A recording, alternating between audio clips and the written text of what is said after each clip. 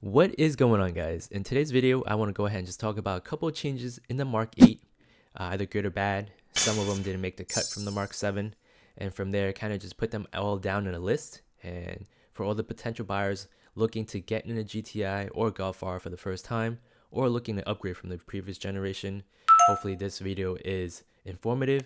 And from here, maybe I hit some notes that even the press releases didn't go ahead and talk about. So without further ado, let's go ahead and just get the video started.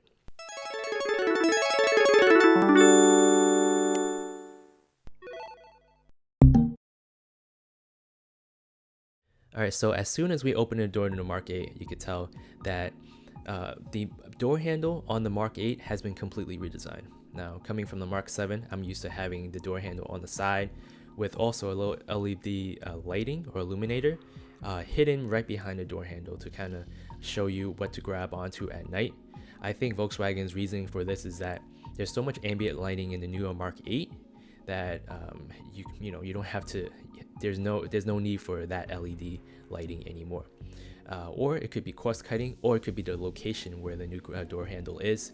The good news is that the mirror switches are going to be more ergonomically placed versus the Mark 7, which was kind of up there where the lock switches were.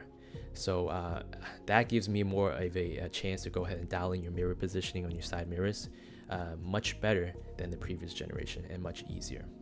But it's also a bummer to see that the LED from the Mark 7, the little light, even though it's very tiny, didn't make the cut for the Mark 8. Now, as we're talking about the door and the grab handles, you could also notice this really neat carbon fiber trim pattern that you find on each of the 4 doors in the Mark 8, and also the center dash. It's not noticeable in the press releases. They don't really mention it, but as soon as you sit in the Mark 8, it grabs your attention. Again, at the same time, though, when I say it grabs your attention, it's not too obtrusive. It's not too. It's nice. What I'm trying to say is the feeling of it. It's not too matte. Like when I say too matte feeling, it's not that material you find in the Mark 7 Glovebox handle. That one is too kind of like dry to the touch. This is completely different, but comparing to the Mark 7 generation, this trim, the design, is a lot more detailed. Meaning, I'll try to do like a compare between the previous generation. However, if you guys are familiar with D brand and the 3M vinyl that they use for the tech for the phones, this is really similar to the matrix pattern that they have. So it's a really nice touch, and I think it's really nicely done. Alright, so let's go ahead and just move on to the most controversial changes in the Mark 8, which is the haptics and the lack of buttons, right? There's no volume knob. The only tactile button that I notice is actually the hazard switch. From there, of course, your push button, your paddle shifters, mirror switches, your electronic e-brake, and I think that's about it. Everything else is haptic, including the sunroof control. That is not actually haptic, it's touch sensitive along with the dome lights, but it gives you an audible click every time you click on it. Now, along with that, coming from my point of view, just having like an hour session max for both of these trims, the Autobahn and the SG trim, I don't think it's a big deal, but don't quote me as of yet because I haven't driven or I haven't daily driven the vehicle as of yet. But getting in, I had really low expectations for this type of system. Leaving the dealership, it was a breeze. I think the learning curve was very minimal. If you remember that iPhone, I guess I'll go back to comparing this to the iPhone. Coming from that generation where you have a tactile home button, and then moving on to the next generation where you had the Touch ID versus the including the Force Touch, I believe. That is the same scenario as this. So when the car is off, when you're pressing on the buttons, there's no feedback. When the car is on, just like if you turn the phone on, there is an electronic or haptic feedback that will give the driver or the user some sort of confirmation once you press on the button. Exactly the same scenario in the Mark 8. As soon as you walk in and sit in the car, you definitely go ahead and see the difference and understand what I mean. One small note, it's very neat. I think it's a nice small touch. is also the fact that once you walk in or open the door, enter a vehicle, the start stop button actually goes ahead and pulsates or beeps. So it's kind of like it blinks red. I'm not quite sure if that's the case with the Golf R, but in the GTI, it's noticeable at night. So another feature that did not make the list or cut off to the Mark 8 is these illuminated door sill platings that you found in the Mark 7. Depending on what you had, it illuminated red or blue. In the GTI, it was like a red LED light strip. In the Golf R, it was a blue LED light strip every time you open the door. Now in the Mark 6, they had like a stainless steel backing or plating. In the Mark 7, they did away with that, but made up for it with the illuminated door sill plating. However, the Mark 8, I don't see this coming back. It's basically a plastic piece that goes ahead and protect your door sills. Moving on, let's talk about the sunglass holder. And that's no longer available in the Mark 8, which is a little bit disappointing. Not so much a deal breaker for anybody, because there's a lot of other spaces where you could put your sunglasses, including the wireless charging cubby, I believe, your center cup holder, the area under the armrest. I think VW replaced that area portion with their version of CarNet or their version of OnStar, so VW's CarNet safety system. Next on the list, or not on the list, is actually your DSG shifter. Now, if you're going for a DSG shifter, everything will be electronic now. In regards to the parking, reverse, neutral, and drive will be that flick of the chiclet style electronic shifter, and your e-brake and your parking brake will be press and pull up. However, if you're going for a manual, that's a completely different story for all the driving enthusiasts out there. There still will be a manual shifter, of course, obviously, but it's very reminiscent of the Audi, very Porsche-like. After getting over this slight learning curve, it would be beneficial to some drivers out there or some potential owners, because as soon as I sat into the cabin, it felt like more of a spacious area, especially from the driver's seat or driver's point of view, because of the fact there's no shifter blocking your range of motion. So that's a pro to I guess converting to all digital or all electronic. So in regards to the Mark 8 glove box, I am sad to report that the locking glove box has not made a return since it skipped a generation in the Mark 7. In the Mark 8, it's the same story. No locking glove box, and also they kind of made it worse. What I mean by that is, as soon as you open the glove box, it's in a way dampened, it opens slowly. However, it's not felt lined. That's the first initial impressions that I have right now immediately, that you see there's no felt lining. There's no MIB2, like the brain. There's no more CD player. No more SD card slots, unless I'm missing something, or unless the video is too dark for me to notice. But in person, they include a dongle for you for USB-C to USB-A porting. But in regards to the ventilation or a chilled glove box or a ventilated glove box, it's no longer there either. It's very interesting to see how they're going to go ahead and update the navigation maps for the Autobahn version or the SE trim or the Golf R. I don't know how to say this, but the cubby that you found in the left hand side of the driver's seat is no longer making a return from the Mark 7, which is a huge bummer to me. Why? Because I actually made use of this cubby in the Mark 7 right now. I have a lot of these DIY projects I do, and from there I have all these gadgets hidden inside this cubby, making everything much more of a cleaner install. Now in the Mark 6, it was optional as a European retrofit. In the Mark 7, it came standard, and it is very sad to see that in the Mark 8 they actually did away with this. So if you have like kind of like a Power Magic Pro like I do, or a pedal tuner, you will have to find a separate place for you to go ahead and install or store this type of item.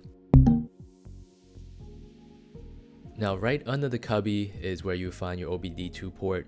I think back in the Mark 6 and the Mark 7, it's a little bit more hidden, a little bit more recessed. Now in the Mark 8, it's more visible to plain sight, and based on the angle, it's probably easier to go ahead and attach your VCDS cable or scanner tools for the dealership, or even your Bluetooth dongle like the OBD11 port. Alright, so let's go ahead and just talk about the hood under the hood. But before that, I want to touch a little bit upon the hood latch handle. Basically, the wire that's attached to that lever, as soon as you pull it, something about it feels like it's gonna snap, and it does snap. For all you Mark 7 owners, for sure you could relate. I'm happy to report in the Mark 8 it's not so much, because as soon as I pulled it, it's much more smooth. Nothing felt like there's no tension going on. It's nice. I think they fixed it in the Mark 8, which I'm happy to report back. However, under the hood, as soon as you open it, you're gonna feel the difference. Why? Because it's a two-step process. You pull on the hatch lever, you open it. However, there's no hood strut. No hood strut means that there's a hood prop. You push open, you pull up the hood. You're not used to how heavy the hood is, and after you pull on that, you go ahead and prop it up with the hood prop. Cost cutting, I guess, but the good news is I believe there's plenty of aftermarket solutions, or more than one, of installing your hood strut to your latest generation Mark 8. So having said that, that's not a deal breaker at all. And there's something, it's not a hurry to go ahead and fit that on, but in the future there is an option. So moving on, I think a little bit overall, everything on the hood remains the same. 4th generation E888. However, what I noticed is there's no battery cover on the newer generations. There used to be a battery cover or plastic encasing in the Mark 6. In Mark 7, it went from a fabric encasing to kind of like a fold over cover. In the Mark 8, I believe there is still kind of like a fabric cover covering or surrounding the battery itself, but there's no more cover. All right, so that's the difference while doing a walk around under the hood. Now, one of the most interesting things about the Mark 8s under the hood is the airflow. I discovered this kind of unintentionally. In the Mark 7, the airflow was completely blocked off by a piece in front of the stock airbox from factory. Now, a lot of owners went ahead and did their DIYs and drilled holes, or kind of just dremelled the whole piece off to allow airflow to be force-fed directly into either your stock airbox, or if you replace it with the performance in a filter, or your aftermarket intakes. As I was checking out the Mark 8, I took a look, and lo and behold, it was completely blocked off, which kind of made me rethink why Volkswagen will continue this trend or this reasoning to the next generation. But I went ahead and took a look at the airflow, and as I went to kind of look at the direction where the airflow is going, the airflow is going through the same direction as in the previous generation, basically from in front of the engine, right on the passenger side. But the most interesting thing is the fact that that block off plate that you see there is like a flap. It's variable. You could kind of open and close it. So depending on what speed you're going, I'm assuming if you're going high speed, a lot of this air will go ahead and travel and maybe open the flap and cool the engine, along with kind of routing it directly to the stock airbox by making a complete right angle. It's very interesting. I know for a Mark 7, 7.5, there's a European block off plate that's static, that's set or fixed. Now, I don't know the reasoning for this. My only reasoning, again, there might be experts out there who could go ahead and explain it to me or leave a comment down below. But I'm assuming it's also to go ahead and leave the option open for the everything in the engine bay to cool off if you're going higher speeds. At the same time, it also helps direct the airflow because of the front portion is completely blocked off. I'm assuming a lot of Mark 8 owners will go ahead and do the same thing as Mark 7s by drilling the hole and opening off this blocked off piece. In the previous generation, the key slot was actually hidden or incognito. Now in the Mark 8, you can see that it's exposed. From there, I mean, there has to be some sort of reason for it, but I mean, as far as I know, off the top of my head, it's for all the current generations who kind of maybe complained about it. Maybe it's kind of hard if they ran out of batteries on the key fob. They don't know how to enter using Kessie. They don't know how to enter the vehicle manually. So from there, I guess they expose the key cover for you to, get in easier, or maybe during emergencies. Now, in regards to the keys, it's a redesign for the Mark 7. Basically, it's a thinner type of design, right? It's more angular. It seems longer. Based on my current key right now, where's my current key? It lost the switchblade design. So in the previous generation, it's always kind of like a switchblade. Having said that, the previous generation was much thicker. All right, the newer ones has a gloss black and also chrome surround. So really good luck to keeping it clean and safe. Meaning if you drop it, I think it's gonna go ahead and just ruin the key in general. The newer key has a button right there, so when you press on it, it releases a key. You pull up, so the actual key detaches instead of staying attached like the previous generation models.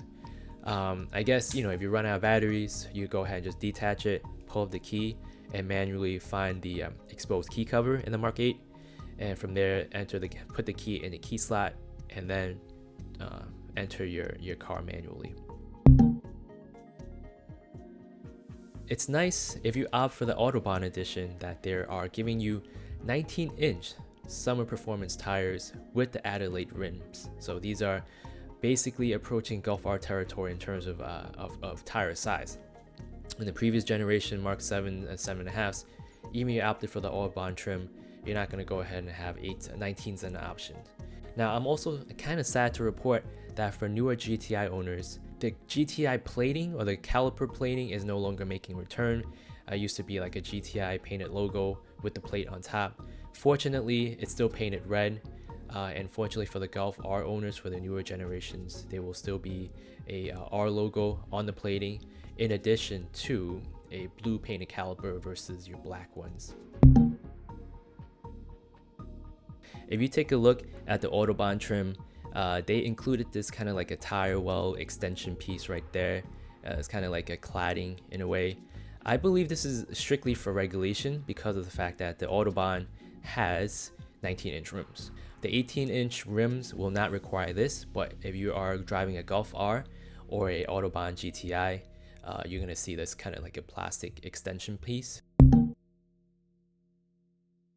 Now, making a return from the Mark 6s and probably most likely the previous generation Golfs is the actual side markers placed on the bumper themselves. So in the previous generation in Mark 7, it was integrated in the headlight housing.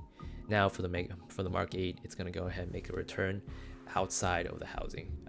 This kind of creates a opportunity for owners out there to go ahead and maybe possibly color match it to the paint or black it out, put some vinyl over it, especially with badge skin products, or you could go ahead and just kind of source it out and replace it with a clear side marker. You might need to go ahead and remove the bumper a little bit to access everything that's behind to kind of pop it out. So that may be a weekend project for all the future Mark 8 owners. Now another thing that has been redesigned is the antenna on the roof.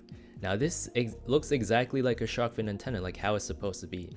I think it was a little bit less aggressive in the previous generations, and I think this is kind of like it's an antenna, but it looks nice. It looks more aggressive, more sleek, and the fact that this remains glossy black creates a nice contrast between whatever color roof that you have that is not black. Now this change right here is kind of random. You hardly notice it unless you walk up to it during daytime. I don't think you can notice it at night, but along the driver's side door and also the passenger side door where the B pillar is kind of located, there is a Volkswagen etched onto it.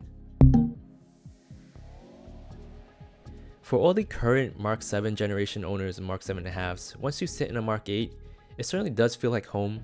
As soon as you sit inside the rear seating, it feels straight up like a Mark 7. Why I say this? I think everything else besides the piping, maybe a little bit of color contrasting, and if you opt for the Autobahn trim or the Golf R, there's 3-zone climate control and there's rear heated seats. Other than that, everything reminds you of literally the Mark 7, especially with the headrest design in the newer generations. It's reminiscent of the older generation. Now, a little bit of a difference in the child latch anchors. In order to access it, in the previous generation, you have to kind of remove the covers. In this newer generation, it's kind of like just a flip up, flip down. I stated in the past that the Mark 7 seats were very understated, lacking personality, especially with the GTI and Golf R trim. It was very lacking personality, in which the Mark 8 Volkswagen went ahead and addressed. And these new seats are much nicer, much more sporty like, integrated headrests. And for the SC trim or the S trim and up, you get these the trademark staple plaid in inserts. So from there, you're able to, if you are SC trim, you're able to go ahead and opt for the leather seating packages. It's going to come standard in the Autobahn trim and also standard in the Golf R. Now, I think these leather seats are where it's at.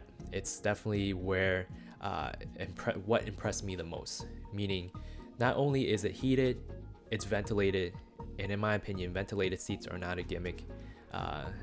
In my brief session with these, with the Autobahn trim, I think the fan is just right.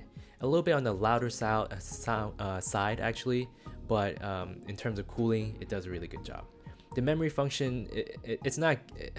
It's nothing really to write home about. Don't get me wrong. It's a nice convenience feature. However, it's been offered in the Atlas, the Arteon, the Tiguan, and even the Jetta. My gripe with this is the fact that it's a long time coming. It's nice to finally have it trickle down to the Golf. However, in other brands that I'm accustomed to, they offer you driver's profiles. Unless I'm wrong, unless I'm mistaken, please let me know if I am.